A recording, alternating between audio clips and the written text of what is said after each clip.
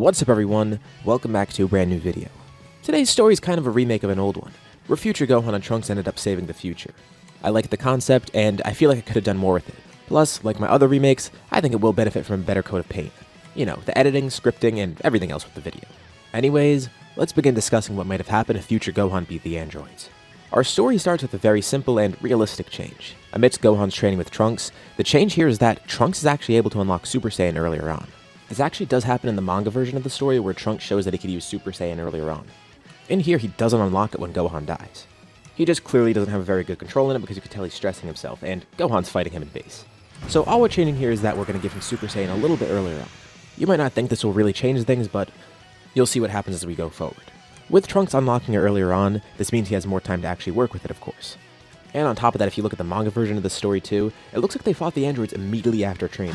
So not only was Trunks less experienced with Super Saiyan here, but he was also worn out. So on one hand, giving him extra time means that he's going to get better control on the power. Gohan works way more with him and can see that Trunks is growing a lot too. Of course, Trunks isn't anywhere near close to Gohan's level yet, but he's stronger than he was in the normal story. This brings us to the battle where Gohan is supposed to die. Trunks of course wants to join, especially now that he's stronger in this story, but Gohan's worried about his safety. Gohan's fight with the androids goes pretty much like normal. We're at the point when the androids launch their finishing attack on Gohan. Of course, he tries to push it back with his own attack, but it's not enough. But at the very last second, right as his own beam is giving out, Gohan feels a pain in his side as someone tackles him, launching them across the city as the android's attack explodes. They look down at the crater, and 17 thinks it's a shame. It looks like they completely eradicated him in that blast. 18 expected a little bit more fun from that fight, but he couldn't even handle that attack. What happened here is a few things, and in a few ways it's thanks to the extra training. When Gohan actually knocked Trunks out, at the very last second Trunks did notice what was happening. He was actually in Super Saiyan at the time. He wasn't quick enough to react, but at the very least tried to brace himself.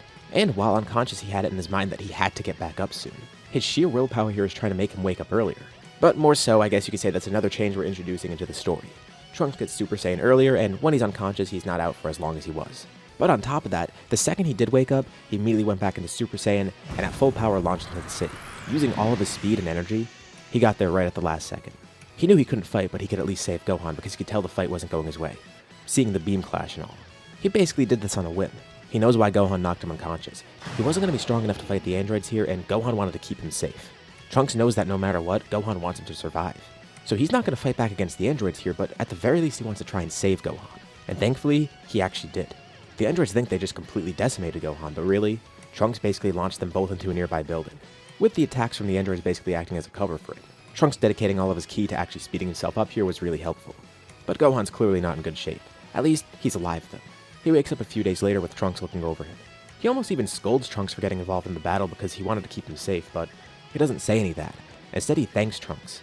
Of course, he did lose the battle, but he feels reinvigorated. And he's glad that Trunks made that choice. The whole reason he knocked Trunks unconscious is because he didn't want him to fight in the first place. And Trunks was able to recognize that. Since he did wake back up in time, he could have gone and fought, but he didn't. He just decided to save Gohan instead. Trunks is growing a lot smarter as a fighter. He didn't work just on emotion there. He did something really strategic and smart. Plus, he clearly is growing very powerful because if he didn't have Super Saiyan, he probably wouldn't have made it there in time. But Trunks is surprised to see that Gohan's kind of reinvigorated from this too, partially because he's proud of how Trunks acted there. And he realizes maybe he was a little bit too reckless trying to fight the androids now. It was going to be a losing battle. But he learned a few things from that fight, as well as all the other fights in the past. First of all, it seems like 17's the stronger of the two androids. He was gracious enough to blurt this out in a battle before, mainly as a way to brag, but it seems true. Also, based on that battle and what 17 was saying during that fight too, it seems he alone is just below half as strong as one of the androids, specifically Android 17. But he has a really good idea.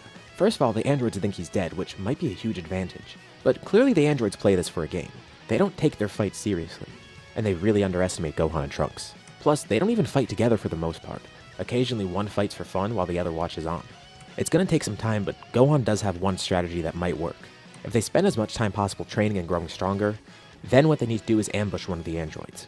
It's going to be tough, but there's a few things working for them. The androids think Gohan's dead, and usually they like to fight alone, so they could use those two things together. And Trunks simply tells Gohan he wants to act as bait. Of course, Gohan's not up for this immediately. He thinks it's way too dangerous for Trunks. Even if he grew stronger, it still would be too much. But Trunks has to learn from Gohan. He needs to fight as smart as he can. They might not overpower the androids at the moment, but they could definitely outsmart them. Trunks knows his power isn't anything significant right now, but given a little extra time and a good plan, he thinks they can make this work. Trunks wants Gohan to trust him. He's not going to be reckless. He saw what Trunks did during the last battle, so he should have some faith in Trunks. he can make good strategic decisions as well, and Gohan realizes he's right. Trunks is growing a lot more as a warrior and a person, and Gohan realizes if he keeps babying Trunks, or if he died in that fight and let Trunks fend for himself, neither of those would be ideal.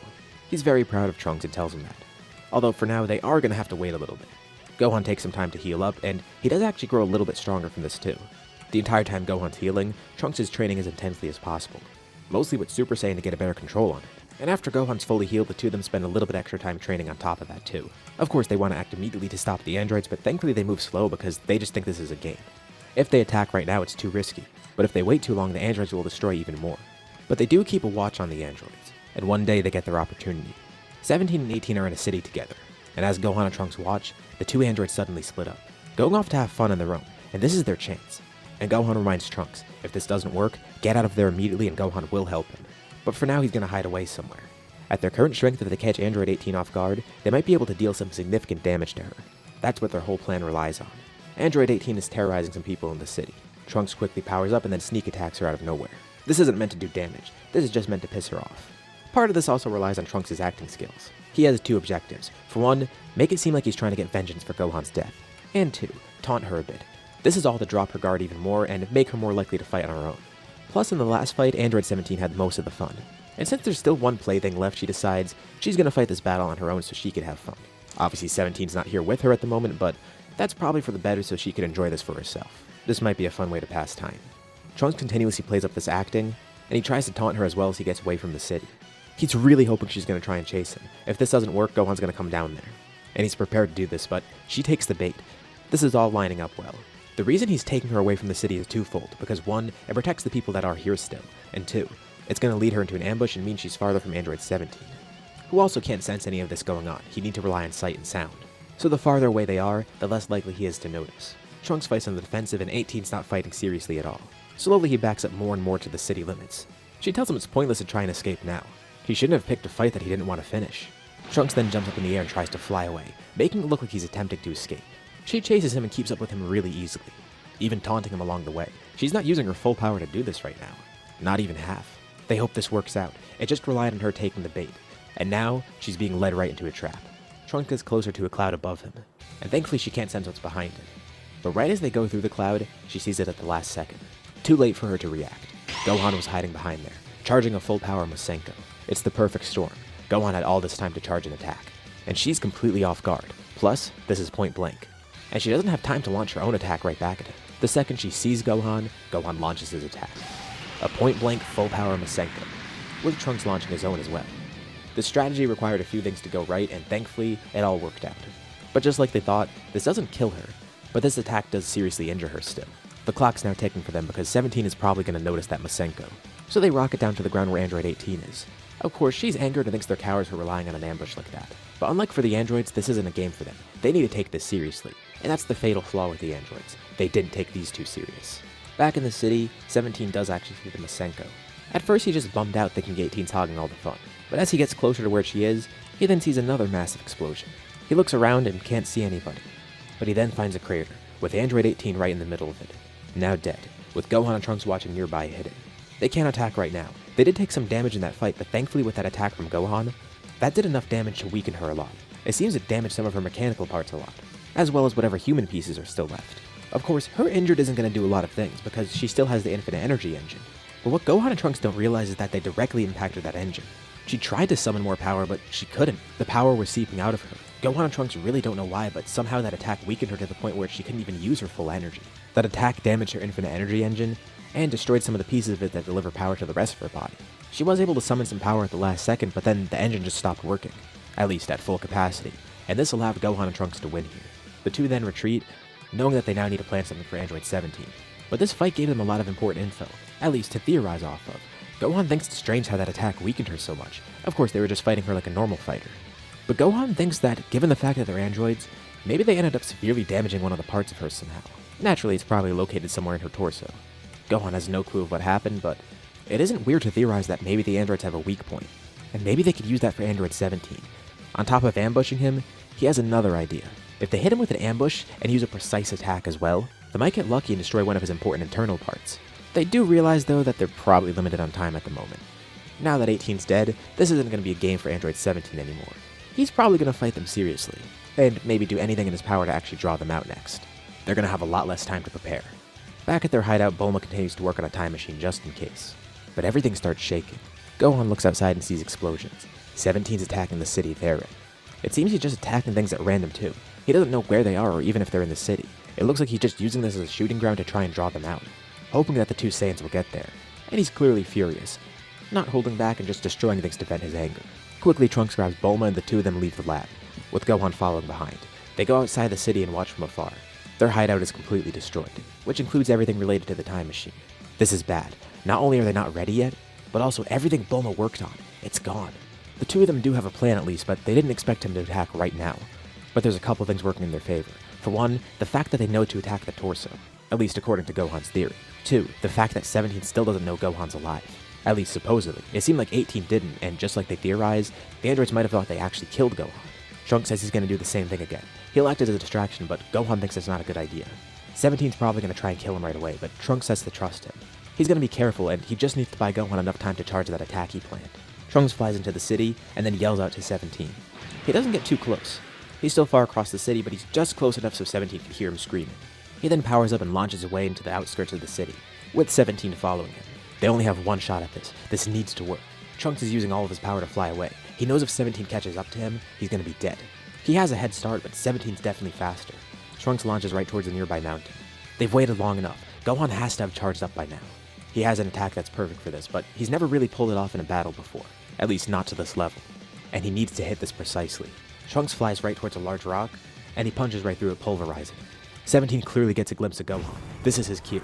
Gohan has two fingers on his head charging a beam, and then shouts Makanko Sapo. 17's not holding back at all, so he tries to quickly react. He doesn't think this attack will do much to him, but it's different from the other attacks he's faced. He throws up a barrier, but the attack goes right through it. And Gohan thanks 17 for throwing up this barrier. This makes him stay in one spot, making it much easier to aim the attack right at his torso, trying to aim for the heart where he assumes their power is coming from. And the attack works. The beam cuts right through 17. A direct hit right in his chest, with a brilliant beam of light piercing through the sky behind them, flying over the city in the chaos. Almost like a shooting star, a sign from above that the chaos is over. And Gohan thanks Piccolo for that attack. He just hopes he pulled it off in a manner that Piccolo would have liked. He never really did truly get the hang of it, but this is his own version. 17 falls to the ground below and then starts glowing. Once again, Trunks grabs onto Bulma and then Gohan powers up too. This is different than 18. They fly as far away as possible and then there's a massive explosion behind them. Thankfully it's far enough away from the city to not completely damage it. But it's a pretty massive explosion and it flattens the area. They didn't hit 17's engine, they hit his bomb. And thankfully damaging the bomb means that it probably wasn't as powerful as it should have been, but still, it's a really powerful blast and it causes him to self-destruct. Gohan, Trunks, and Bulma watch from the air far away, looking in awe at the mushroom cloud that 17 left behind. Trunks cheers. He's elated beyond belief. Bulma's bummed that all the work on her time machine is gone, but at least here they ended up winning. And Gohan looks on smiling, a couple of tears of happiness streaming down his face. The nightmare is finally over. He just hopes his friends in Otherworld are watching him. He feels a strange warmth from this explosion, almost comforting, knowing that the androids are gone. It feels like Goku's smiling down upon him. He was able to become the warrior his dad was. And even though Goku and some of the others are gone, still, their memory lives on. Gohan's just glad that he was able to uphold all of that.